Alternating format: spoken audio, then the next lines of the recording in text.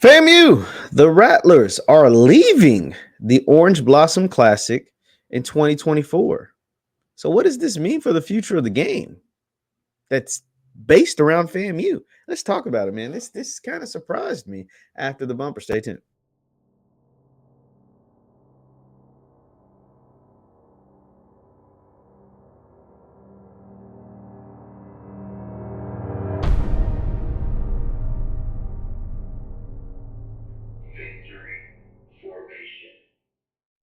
What's going on, everybody? What is going on, everybody? My name is JeffLightsyJr. This is the Victory Formation Sports Show right here on JeffLightsYJr, YouTube, Facebook, wherever you get your content. Do me a favor, hit that thumbs up button, like, share, subscribe, and the notification bell because we upload all the time. Now, we're going to take a look at our friends over at HBCUsports.com's article talking about FAMU after their athletic director, Miss Tiffany Sykes, let the world know that they will no longer participate in the Orange Blossom Classic starting in 2024. Let's take a look at this article written by Brandon King. Shout out to Brandon King. It says FAMU will forego future Orange Blossom Classic games, says athletic director.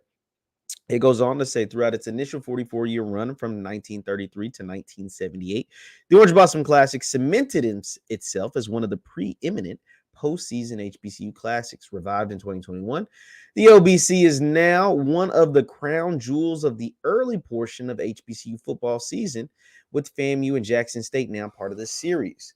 The Tigers and Rattlers will once again face off in 2023 iteration of the game. However, in 2024, the Orange Blossom Classic will feature a different matchup as FAMU will not participate. What?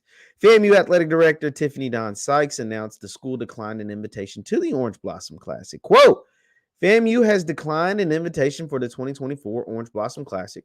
We sincerely appreciate the efforts of Miami Gardens and all the partners involved in perpetuating a unique cultural experience that not only helps not only the schools involved, but the youth in the area with valuable scholarships, she said. Quote, along with the game, bringing back the custom of the marching 100 stepping down the streets of Dade County is part of FAMU's athletic history and is steeped in FAMU tradition. While we do respect that, we have a responsibility to our season ticket holders, investing in Champions members and local partners to bring a minimum of 5 to 6 home games to Tallahassee annually.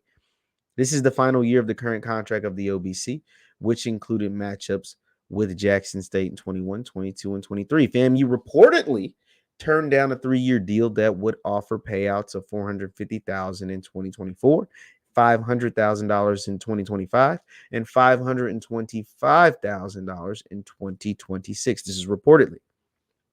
It goes on to say, according to the blog, Rattler Nation, during a recent virtual meeting with FAMU National Alumni Association members, Don Sykes said she had not seen $400,000 or $450,000 from the Orange Blossom Classic. Rattler Nation reported that it obtained a copy of an email sent by OBC officials to Don Sykes regarding a renewal contract that FAMU was offered $1.74 million guaranteed payout over the next 3 years. If FAMU does not participate in the OBC in 2024, which it doesn't sound like they will, it will be the first time in the history of the game that the Rattlers didn't play in it. So there's a couple of things at play here. Obviously, when the OBC was revived, Tiffany Don Sykes wasn't the athletic director of FAMU. It was Courtney Gosha. He was a really good athletic director. He's the one that orchestrated the LeBron James deal. He is the one that helped revive the Orange Blossom Classic. He did a lot of great things at FAMU when he was the AD.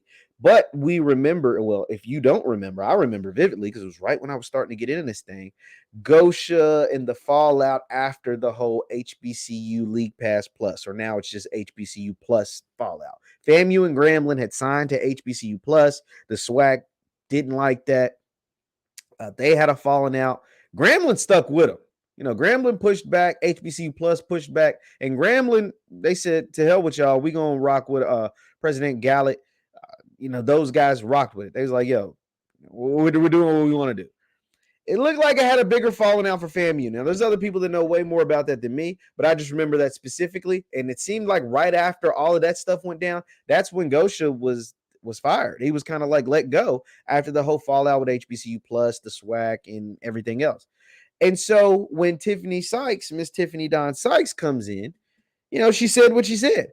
We have a responsibility, at least in her mind, and maybe not in the previous regime's mind, but in her mind as the new AD, and she gets to call the shots, that they need to bring more home games to Tallahassee. And if that includes nixing the Orange Blossom Classic, she's willing to do that. Now, personally, I'm not a fan of that. I'm not a fan of there's literally a classic built after you. Like, this classic is built around FAMU. What is the Orange Blossom Classic without FAMU? I mean, I don't know. We're talking about something that has been played almost 50 times. In all 47 matchups, FAMU has been in every single one.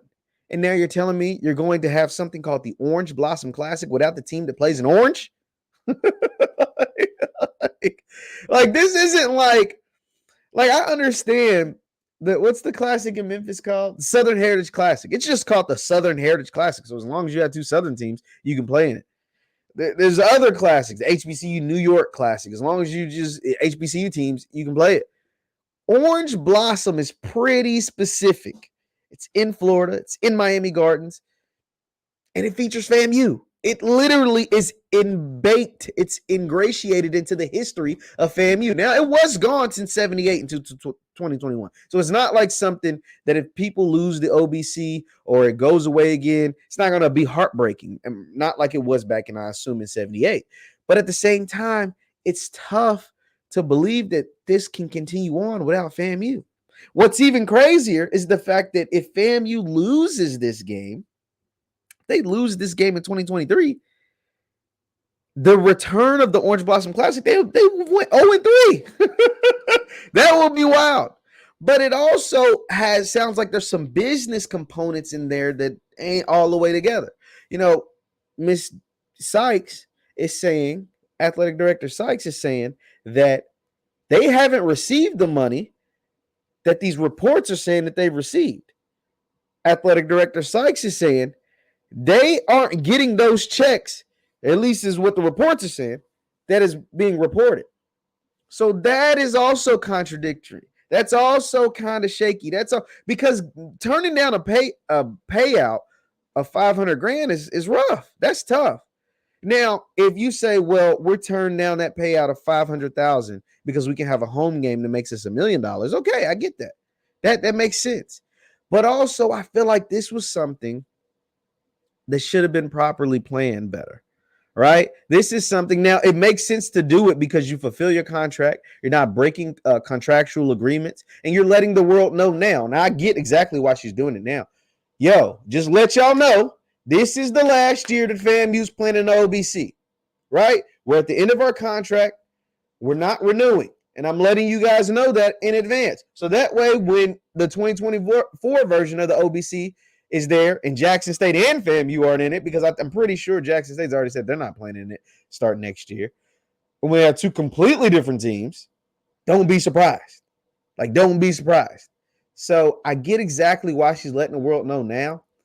It is going to be interesting to see how the Orange Blossom Classic survives without FAMU, how the Orange Blossom Classic survives without Jackson State, how the OBC, the revived OBC that's only been back, this will be only the third year that it's back after a 50-year hiatus or 40-year hiatus or whatever, how that is going to be able to thrive without the two staples that really, really, talking about a revival.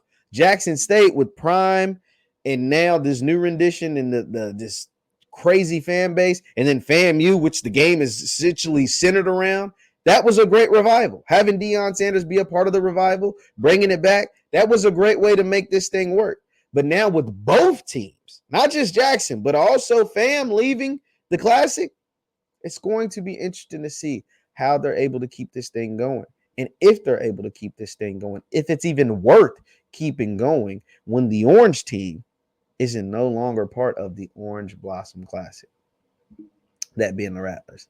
But AD Sykes says they have an obligation to have more home games in Tallahassee, and she doesn't want to take away from the season ticket holders. She doesn't want to take away from the FAMU fans. She doesn't want to take away from the Tallahassee community, even if it means nixing the Orange Blossom Classic. Leave your thoughts in the comments down below. FAMU is leaving the OBC starting in 2024. My name is Jeff Lightsy Jr.